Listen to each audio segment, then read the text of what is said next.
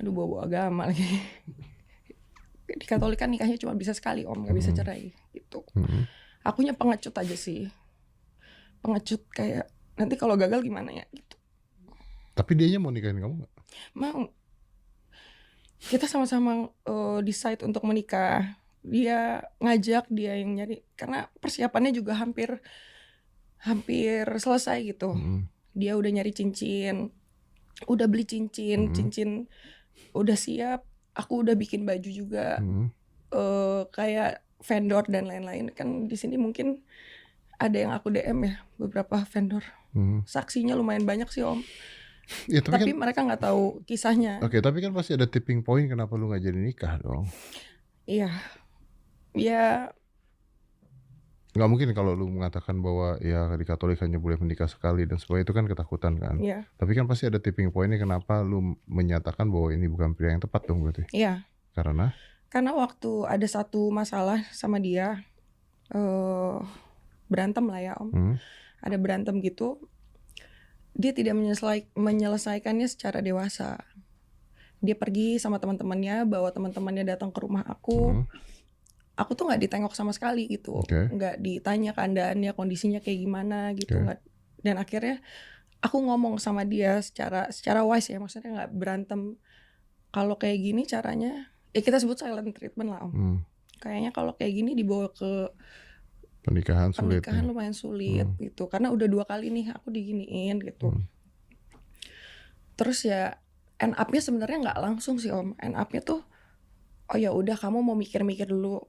Aku bilang, iya aku kalau kayak gini sifat kamu nggak bisa untuk pernikahan. Ya udah gimana kalau misalnya aku balik dulu ke rumah, kamu di sini mikir, aku di rumah mikir gitu.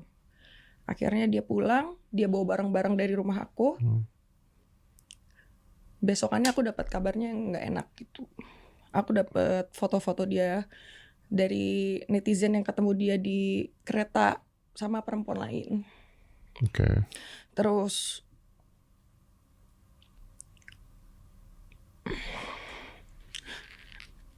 ya foto-foto dia sama perempuan lain gitu. Jadi aku mikirnya, ya bukan keputusan yang salah aja. Kamu nanya sama dia nggak? Enggak, Perempuan apa ini salah? enggak. Dari detik aku dapat info itu dari orang-orang, bahkan masuk ke media sosial ya, sampai masuk ke TikTok, aku nggak ada komentar apa-apa. Aku nggak coba untuk nanya dia kenapa giniin gitu. Karena kan aku mikirnya, oh ya kan aku yang decide untuk nggak jadi menikah. Jadi apapun yang dia lakukan di luar sana ya mungkin udah jadi ya Ya, hak ya dia. hak dia gitu. Ya, Dan you don't communicate anymore. enggak. Enggak. Sampai detik ini Kuat banget loh. dia juga nggak ada nanyain juga Om. Nggak ada nanyain kondisi aku sebenarnya. Aku juga nggak terlalu ini ya, nggak terlalu mau mentingin dia sama siapa di luar sana, itu ya udah jadi hak dia. Cuman dia juga nggak ada peduli sama kondisi anaknya gitu. Ini tuh sorry ya, I mean kita nggak usah sebut nama ya. Tapi is this yang kemarin ada berita-berita di luar ngomong sama lu settingan bukan sih?